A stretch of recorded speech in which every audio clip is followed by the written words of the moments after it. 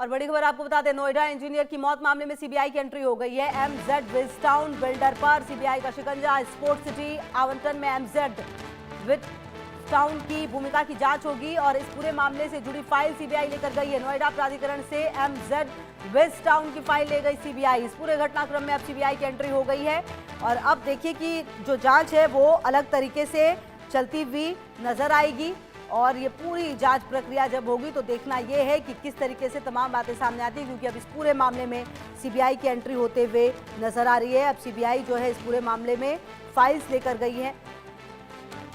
Mz विजटाउन की आखिरकार भूमिका क्या थी ये देखना होगा और ये बहुत ज़्यादा ज़रूरी हो जाता है देखना और समझना भूमिका को, क्योंकि कहीं ना कहीं जिस तरीके से ये जान गई है उसके बाद सवाल कई सारे उठने लगे हैं। और अब क्योंकि एंट्री सीबीआई की हुई है तो उम्मीदें ऐसी कि जल्द से जल्द इस पूरे मामले में जो नए तार हैं वो खुलते हुए जुड़ते हुए नजर आएंगे।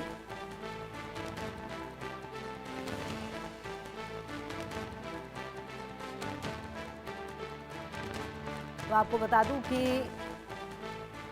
एमजेड विजटाउन बिल्डर पर सीबीआई का शिकंजा है वो कसता हुआ नजर आ रहा है। नोएडा मामले में सीबीआई की जो एंट्री है वो अब होती हुई आ रही है नजर।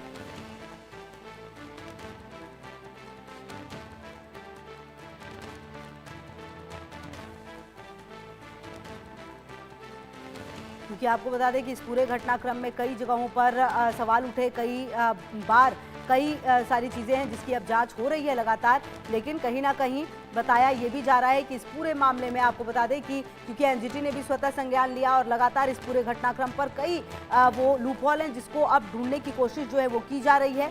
वहीं इस पूरे मामले को अगर आप समझें अब तक तो लगातार जो गिरफ्तारियाँ हैं वो हो रही हैं और कई बिल्डर्स जो है उनको पकड़ा गया है। फिलहाल इस पूरे मामले पर आपको बता दें कि एनजीटी ने भी स्वतः संज्ञान ले लिया है और कई जगहों को नोटिस जो है वो दिया गया है, क्योंकि कहा यह जा रहा है कि घोर लापरवाही जो है वो प्रशासन के सामने आई है। वर्ष 2015 की स्टॉर्म वाटर मैनेजमेंट योजना लागू ना होने के कारण ये समस्या बनी हुई है। हेड रेगुलेटर ना लगने से वर्षों से जल भराव की स्थिति बनी हुई है और अब इस पूरे घटनाक्रम में देखिए सीबीआई जो है वो लगातार अब जांच करेगी। देखना ये होगा कि सीबीआई की एंट्री के बाद किस तरीके से इस पूरे घटनाक्रम में जो रुख है वो बदलता है।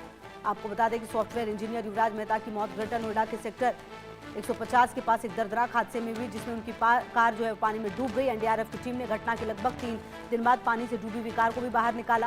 कार के शीशे और सनरूफ टूटे हुए पाए गए, जो संभवतः पानी के अत्यधिक दबाव के कारण हुआ होगा। हालांकि इस पूरे मामले में नोएडा प्राधिकरण के सीईओ को हटा दिया गया, जो जांच की दिशा में एक महत्वपूर्ण कदम बताया जा रहा है।